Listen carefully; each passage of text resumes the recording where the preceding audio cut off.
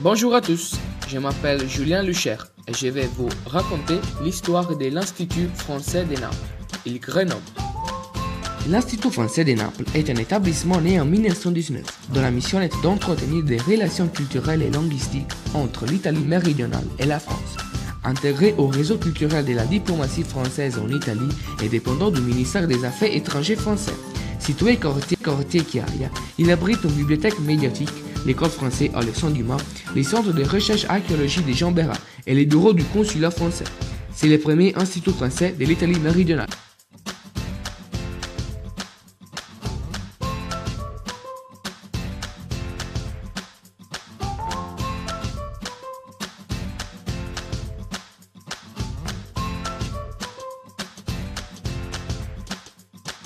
La création de l'Institut français de Naples est liée au plus ancien institut français du monde, l'Institut français de Florence, fondé en 1907 par Julien Lucher. En 1918, ce dernier détacha de deux de ses professeurs afin de donner à Naples des cours de langue et de littérature française durant les vacances d'été. Ces cours se poursuivirent pendant toute l'année scolaire 1918-1919 par des autres professeurs de l'Institut de Florence, Urbain Mangeant et Eugénie Catalan, dans la Scuola Complementare Guacinobile située dans le Palazzo Ruffo di Bagnara Piazza Dante.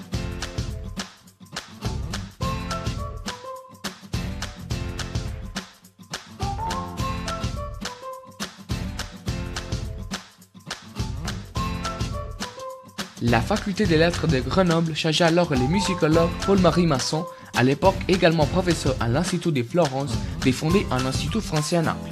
Il fut créé au cours de l'automne 1919 et Paul-Marie Masson en fut le premier directeur. Le 20 octobre 1921, par décret présidentiel, l'établissement s'émancipe de l'Institut de Florence pour être officiellement rattaché à l'Université de Grenoble. C'est pour cette raison qu'il est encore surnommé il Grenoble par les Napolitains. D'abord hébergé au Palais Corigliano, dans les centres historiques, l'Institut déménage en 1933 vers les quartiers résidentiels de la Via Crispi. Mon histoire est terminée. J'espère de ne pas vous avoir trop embêté avec mes explications. À la prochaine!